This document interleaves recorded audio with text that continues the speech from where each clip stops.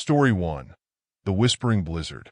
The storm began suddenly, swallowing the small mountain town of Frosthaven in a shroud of white. Roads vanished beneath layers of snow, power lines sagged under the weight of ice, and the wind howled like a mournful choir. Tourists who had come for the famous Frosthaven Winter Festival found themselves stranded, their joyous holiday plans replaced by unease. Among them was Samantha Hale, a journalist chasing stories of urban legends. The town had a reputation: whispers of disappearances during particularly harsh winters. Locals would laugh nervously, dismissing the tales as the fevered imaginations of bored neighbors. Yet Samantha was here to investigate after a disturbing letter arrived at her editor's desk, typed in all caps with no return address. The winter takes them. It's hungry this year. With a sense of unease tugging at her, she checked into the Timberline Inn. The building groaned in the storm, its timbers ancient and worn, the walls adorned with photographs of Frosthaven's winters past. Snow-covered cottages, sledding children, smiling faces. But one picture caught Samantha's eye: a group of townsfolk standing before a snowman so tall it towered over the buildings. Their smiles were forced, the snowman's dark eyes strangely lifelike. The innkeeper, Greta, caught Samantha staring. "That's from the winter of '83, she said, her voice low. "Bad storm. People got strange." That night, Samantha lay awake, the storm battering the inn. The wind's shriek sounded almost human. She scribbled notes in her journal about the rumors Greta shared over dinner: sudden disappearances, strange behavior, and a recurring legend of the Whispering Blizzard, a spirit said to haunt the town during winters. Greta had spoken hesitantly, clearly reluctant to believe the tales herself. At precisely 3 a.m., a sound woke Samantha, a soft, rhythmic tapping on her window. The snow outside was too thick to see through, and yet the tapping persisted. She opened the curtains to find only her distorted reflection. A second later, the tapping stopped, but etched into the frost on the outside of the glass were 3 words: "Don't look out." Her heart thudded in her chest as she scrambled back into bed, pulling the covers tight. The storm howled louder, carrying with it faint whispers, like dozens of voices speaking at once. They seemed to come from the walls, the floor, the very air. By morning, the storm had not eased. Samantha decided to investigate. She ventured into town, the streets nearly deserted. A few residents braved the snow, their faces pale and drawn. At the general store, she overheard a heated conversation between 2 men. "It's happening again," one hissed. "The storm, it's got her. Just like the others. She's probably holed up somewhere, waiting it out," the other retorted, though his voice wavered. They fell silent as Samantha approached. "Who's missing?" she asked, feigning casual curiosity. "None of your business, outsider," the first man snapped, storming off. Returning to the inn, Samantha found Greta pacing near the front desk. "You shouldn't be out in this," Greta scolded. "The storm gets worse after dark." Samantha was about to press for more information when a knock came at the door. A man stood outside, bundled in a heavy coat, his face obscured by a scarf. Greta hesitated before opening it. The man staggered inside, his movements jerky, unnatural. He removed his scarf, revealing frostbitten cheeks and sunken eyes. "I got lost," he rasped, collapsing into a chair. "The snow, it whispers."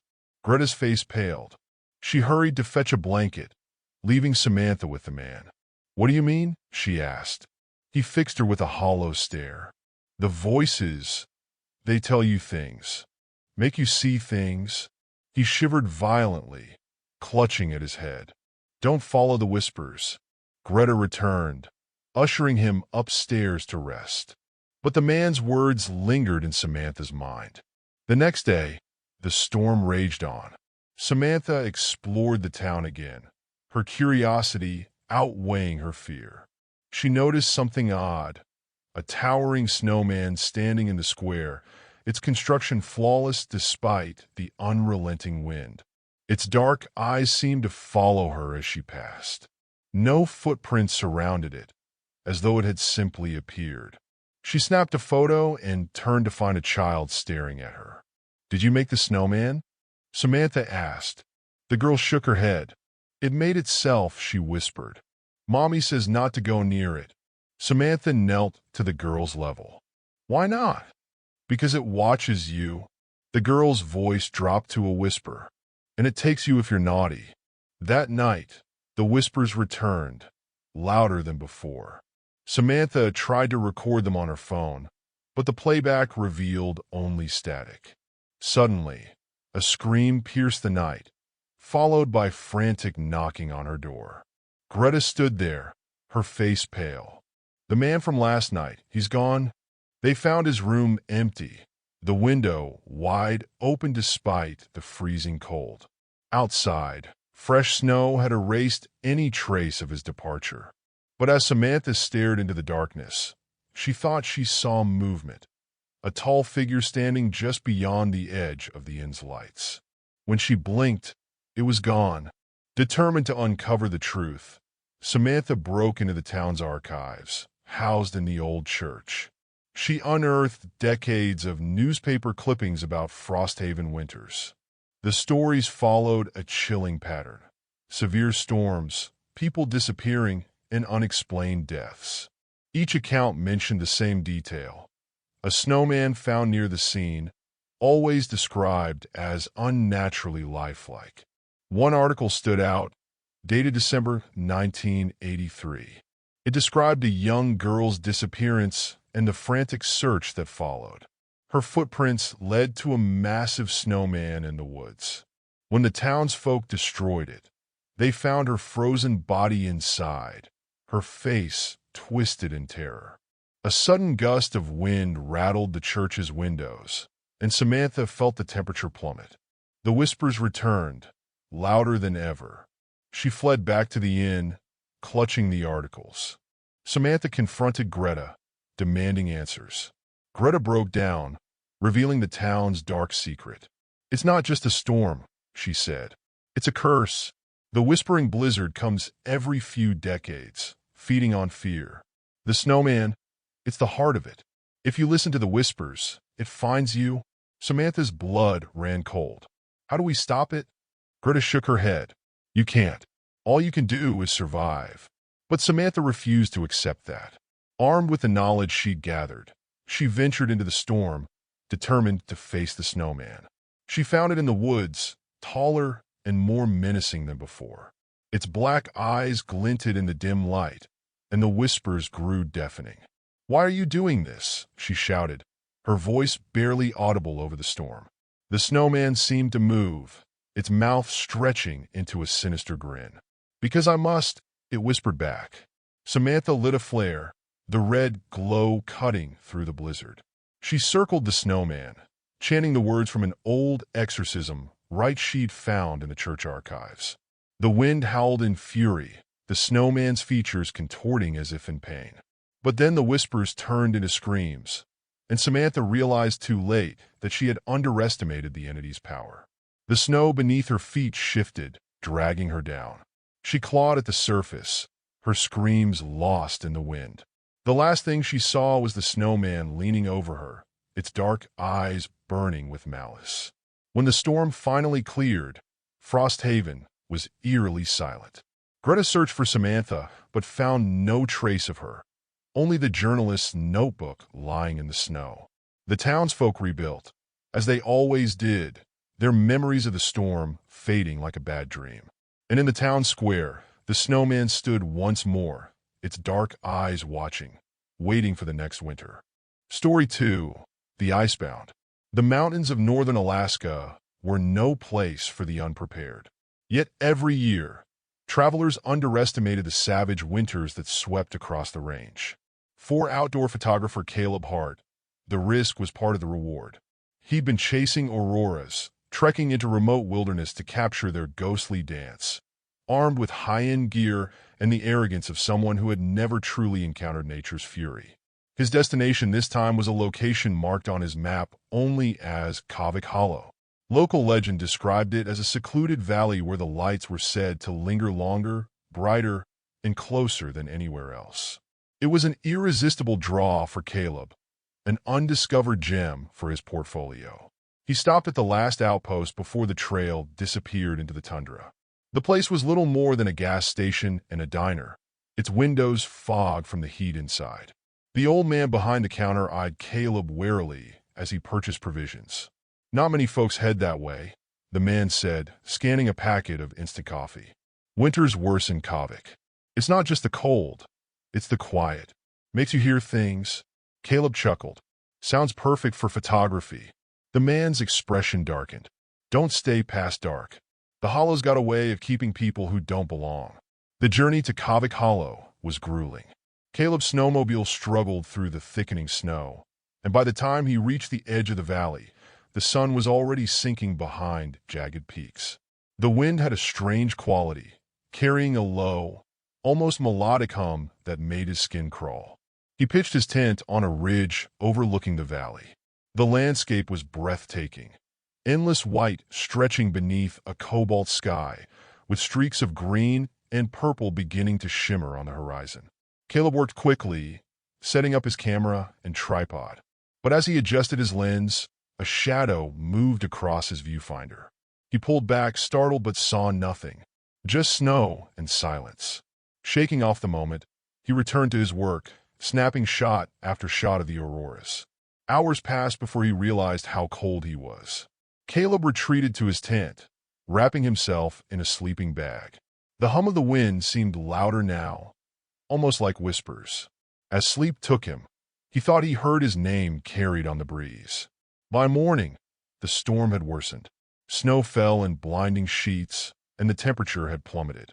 Caleb emerged from his tent to find strange tracks in the snow. They weren't animal prints, nor did they look human. The marks were long, shallow grooves, as though something had dragged itself across the ground. He followed the trail, curiosity outweighing caution. The tracks led toward the valley floor, winding through sparse trees coated in ice. The whispering wind seemed to grow more insistent, and Caleb's unease deepened. Then he saw it. A shape loomed in the distance, barely visible through the snow, a structure of some kind, ancient and weathered. It resembled a crude cabin, its walls blackened with age and its roof caved in. The tracks led straight to its doorway. Caleb hesitated. Every instinct told him to turn back, but the pull of discovery was stronger. He stepped inside. The air inside the cabin was stifling, despite the cold. The walls were carved with strange symbols, their edges sharp and precise. Caleb ran his fingers over the grooves, shivering as the marks seemed to pulse beneath his touch. In the center of the room stood a wooden chest, its surface scarred and splintered. It seemed out of place, too new compared to the rest of the cabin. Against his better judgment, Caleb opened it. Inside was a collection of photographs, yellowed and curling at the edges. They depicted scenes of the valley, similar to the ones Caleb had captured the night before, but there was something off about them. In each photo, a figure lurked in the background, a tall, emaciated silhouette with hollow eyes. A sudden noise made Caleb whirl around. The door, which had been wide open, was now shut. The wind outside had fallen silent. Panic set in as Caleb tried the door, but it wouldn't budge. The cabin felt alive, the symbols on the walls glowing faintly. Then came the whispers, louder now, their words indistinct but urgent. "Let me out!" Caleb shouted, slamming his shoulder against the door. The whispers turned to laughter, low and guttural. A shadow moved across the room, and Caleb's heart seized. It was the figure from the photographs, its gaunt form materializing in the corner. Terrified, Caleb lunged at the door one final time, and it burst open. He stumbled into the snow, gasping for air. The storm had worsened, the wind screaming around him. He ran, desperate to put distance between himself and the cabin. But no matter how far he went, the whispers followed. By nightfall, Caleb was hopelessly lost. His face was dead, the cold had seeped into his bones, and the snow showed no sign of relenting. Worse, the whispers had grown louder, now mingling with distorted laughter. He stumbled upon another set of tracks, these fresh, human footprints. Relief flooded him as he followed them, hoping to find another traveler. But as he rounded a bend, he stopped short. The footprints ended abruptly in the middle of an open clearing. There was no sign of anyone, just an eerie silence that pressed against Caleb's ears. Then he noticed something in the snow, a message scrawled in what looked like blood. "You can't leave." The snow beneath him shifted, and Caleb fell, tumbling into a hidden crevasse. He landed hard, his fall cushioned by a layer of snow. Groaning, Caleb looked around and realized he was in an ice cave. The walls glowed faintly, casting the chamber in an otherworldly blue light. The cave was filled with artifacts, rusted tools, old clothing, and more photographs. They were scattered haphazardly, as though dropped by someone fleeing in terror. Caleb picked up a photo and froze. It was of himself, standing in the valley the previous night. His breath hitched as the whispers returned, now clearer than ever. They weren't just voices. They were warnings. They're watching. They're waiting. A shadow passed over the entrance to the cave, and Caleb pressed himself against the wall.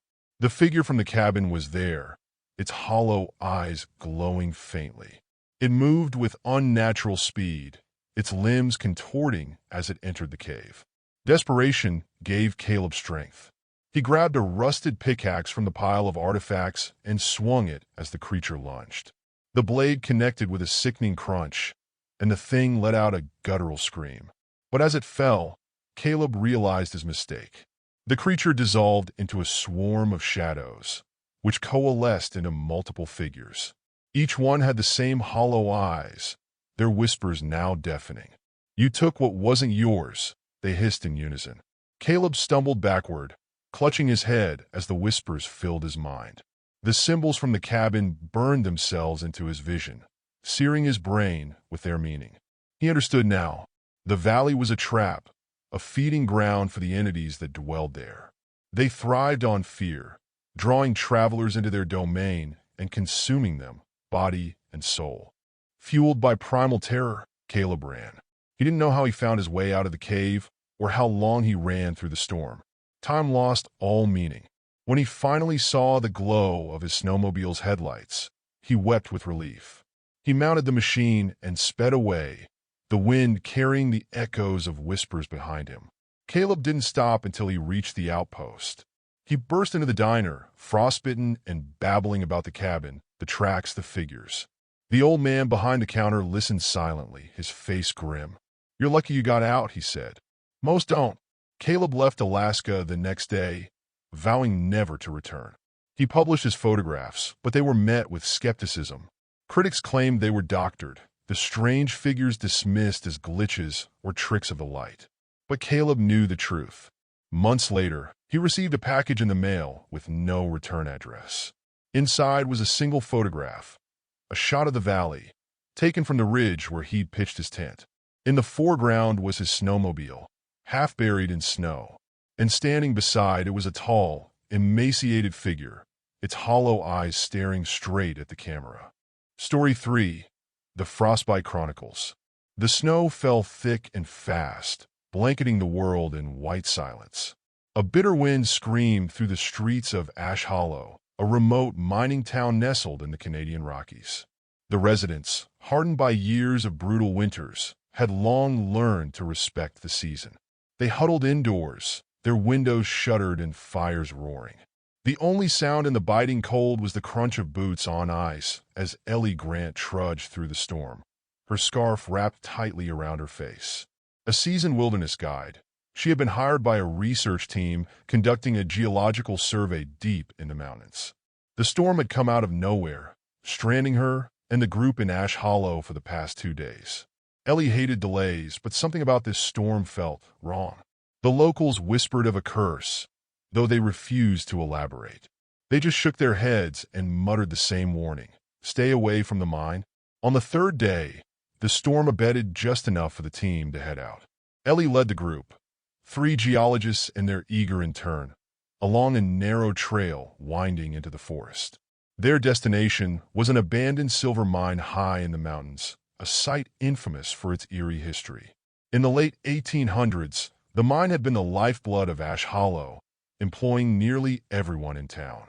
But one winter, a freak storm buried the mine's entrance, trapping 30 men inside. Rescuers dug for weeks, but when they finally broke through, they found no survivors.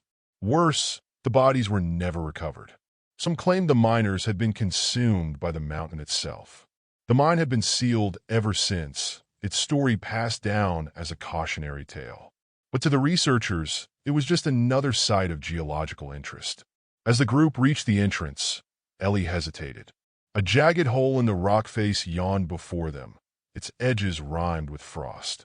The air spilling out was unnaturally cold, and the trees nearby were twisted as if recoiling from the mine's presence. They entered single file, their headlamps cutting through the darkness. The walls of the mine were slick with ice, and the air was thick, making it hard to breathe. Ellie felt the weight of the mountain pressing down on them, the silence oppressive. The geologists, however, seemed unfazed, chattering about mineral deposits and magnetic anomalies. The intern, a young woman named Jenny, stuck close to Ellie, her nervous energy palpable. "This place gives me the creeps," Jenny whispered. Ellie nodded. "You're not alone." As they moved deeper, strange markings began to appear on the walls, crude symbols etched into the stone. They looked like they had been scratched by hand, and the deeper they went, the fresher the marks seemed. Who would carve these down here? Ellie muttered. Maybe the miners, one of the geologists suggested, though his voice lacked conviction. The group set up their equipment in a wide chamber near the bottom of the mine. Ellie stayed close, her instincts on high alert. Hours passed as the researchers worked, their voices echoing in the cavern. Ellie wandered a few feet away, her flashlight sweeping across the walls. She paused when the beam caught something strange, a figure etched into the rock, its elongated limbs and hollow eyes sending a shiver down her spine. "Hey, check this out," she called, but when the others arrived, the figure was gone.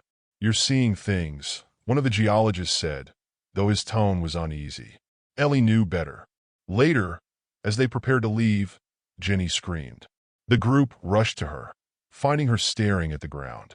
There in the frost-covered dirt were boot prints, but they didn't match any of their shoes, and they led deeper into the mine.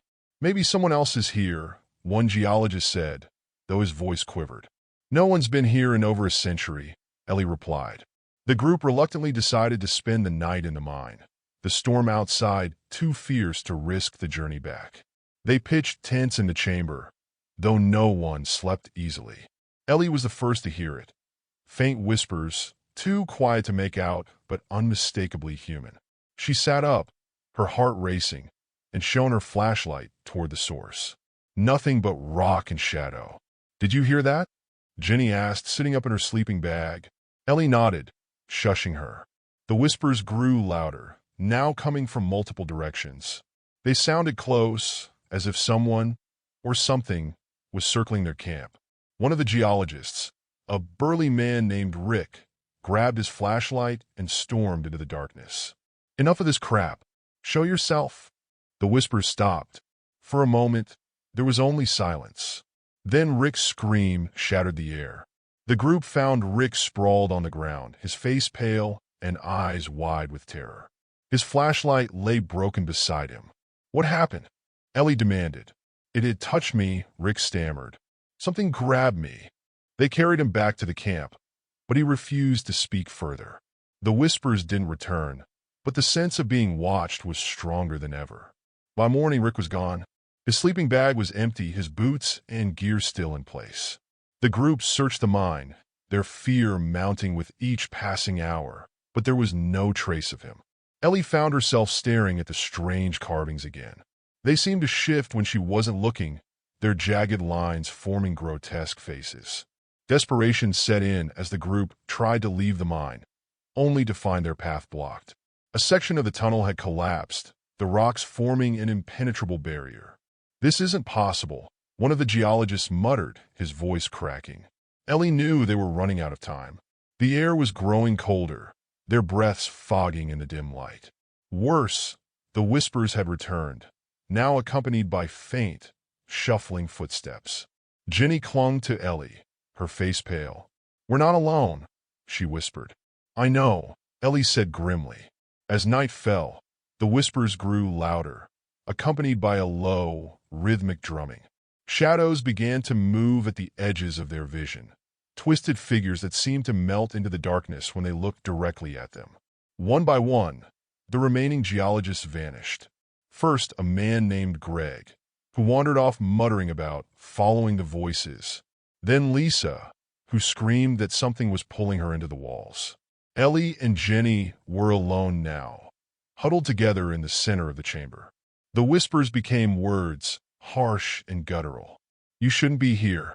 Ellie's flashlight flickered, and she saw them, emaciated figures with hollow eyes and frostbitten flesh. They moved with unnatural speed, circling the pair. Ellie grabbed Jenny's hand and ran. The figures gave chase, their distorted forms closing in. The tunnel twisted and turned, but Ellie's instincts guided her. They burst into a smaller chamber, where the walls were covered in fresh carvings. At the center was Rick, or what was left of him, his frozen body contorted, his face locked in a rictus of fear. A low rumble shook the mine. Ellie realized too late that the walls were closing in, the mountain itself trying to trap them. "Move!" she shouted, dragging Jenny forward. They found a narrow crevice and squeezed through just as the chamber collapsed behind them. Ellie grabbed Jenny's hand and ran. The figures gave chase, their distorted forms closing in. The tunnel twisted and turned, but Ellie's instincts guided her. They burst into a smaller chamber, where the walls were covered in fresh carvings. At the center was Rick, or what was left of him, his frozen body contorted, his face locked in a rictus of fear. A low rumble shook the mine. Ellie realized too late that the walls were closing in, the mountain itself trying to trap them. "Move!" she shouted, dragging Jenny forward. They found a narrow crevice and squeezed through just as the chamber collapsed behind them. Ellie and Jenny emerged into the storm, their faces battered by ice and wind. The mine entrance was gone, buried under tons of rock. They staggered back to Ash Hollow, barely alive. The locals listened in grim silence as Ellie recounted their ordeal. "You're lucky you made it out," one old man said. "Most don't." The mine was never mentioned again, its story buried like the men who had once worked there. But sometimes, on the coldest nights, Ellie dreamed of the whispers and woke to find fresh frost etching symbols on her windows.